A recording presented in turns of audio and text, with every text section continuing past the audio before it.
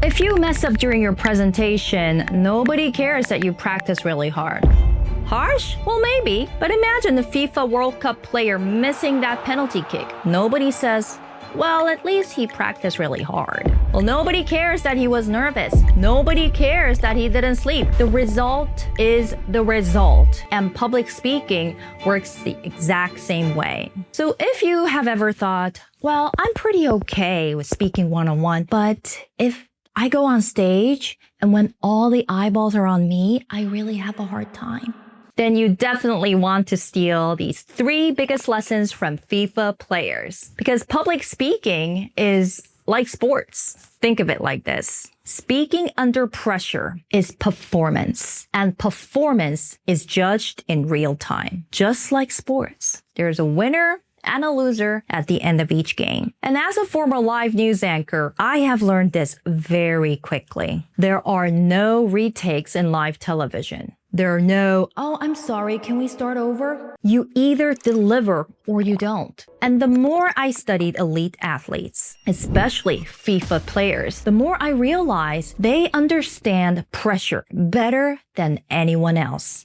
So in this video, I want to break down the 3 biggest lessons public speakers should take from FIFA World Cup players. And honestly, the 3rd lesson will totally blow your mind. Lesson 1. Train for chaos, not comfort. Most speakers rehearse in fantasy situations. A quiet room, perfect slides, no interruptions, no questions from the audience. Everything is smooth. And they panic when suddenly things start to fall apart on the big day. But FIFA players don't train assuming the game will go perfectly. They prepare for chaos. Did you know that professional athletes, especially at the elite level, spend far more time studying and mentally preparing for the game than most people know? For top FIFA level players, it is common to spend 1 to 3 hours every day reviewing footage, having opponent analysis before any major battles, and having extra individual tactics and strategy sessions. And this is outside of the physical training. So what are they doing? They are rehearsing for uncertainty. That's why they stay composed when things go wrong. And this is exactly how speakers should train too. What if your slides fail? What if the mic cuts off? What if someone publicly challenges your idea? What if your mind suddenly goes blank? Most people think confidence comes from positive thinking. No, confidence comes from knowing you can recover even when things go wrong. And that takes practice. But the next lesson will show you a practical tip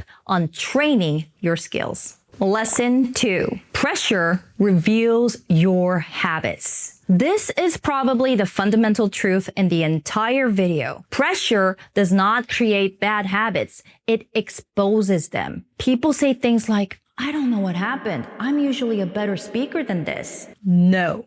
Pressure revealed your default settings. If your habit is rambling, pressure amplifies it. If your habit is filler words, pressure amplifies it. If your habit is talking too fast because silence makes you feel uncomfortable, pressure amplifies it.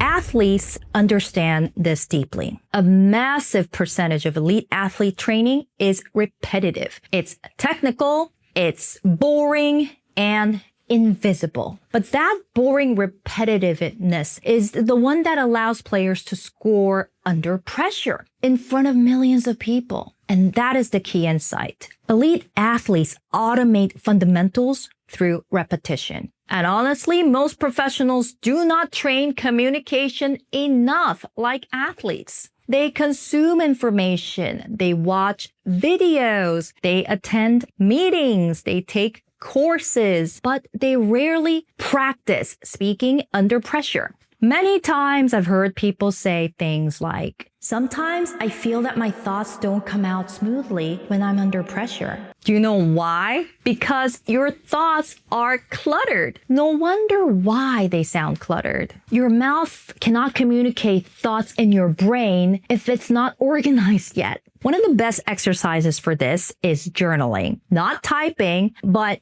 writing with actual pen and paper. Because speaking clearly starts with thinking clearly. And by the way, the next lesson is the one that has changed my relationship with public speaking forever. Lesson 3, stop waiting to feel confident. And this is probably one of the biggest misconceptions when it comes to public speaking. People care too much about confidence. They say things like, I want to be more fluent. I want to be more confident. I want to have that consistent level of confidence when I'm speaking. Well, elite athletes know it's usually the opposite. They stop making confidence the most important part. A FIFA player standing in front of 80,000 people probably does not feel calm, and their heart is racing too. The pressure is enormous, but they perform anyway, and that's what professionals do. And I think this is where so many smart professionals get stuck. They think, if I can get that high level of confidence, I think I could have more chances to lead other important projects as well. Well, guess what? That day may never come, because your job is not to become fearless. Your job is to focus so deeply on the mission that your fear becomes irrelevant. One of the players from England's 2026 FIFA World Cup squad, Anthony Gordon, says something incredibly powerful about confidence. He said, "My confidence comes from my preparation." And I think that sentence explains elite performance better than almost anything out there. Anthony Gordon talked about how he visualizes opponents before games and studies habits, mentally rehearses difficult situations, and uses meditation and breathing to prepare for pressure. He said preparation helps him react from a higher perspective than my own emotions. Now, here's the thing. Confidence is not magic. Confidence is not accumulated evidence. It is your brain saying, I've seen this before. I know what to do. Building confidence is easier than you think. Just go and train like a FIFA player. And that shift is powerful. So if you want to become a strong public speaker, stop filling your brain with thousands of tips and tricks, and start preparing like an athlete whose job is to perform under pressure. 3 lessons. Number 1, train for chaos. Number 2, fix your default habits. And number 3, stop waiting to be fearless, because game day does not care how good the rehearsal looked. It only cares whether you delivered or not. And if this video changed the way you think about speaking or public speaking, subscribe. We have new videos coming up every week.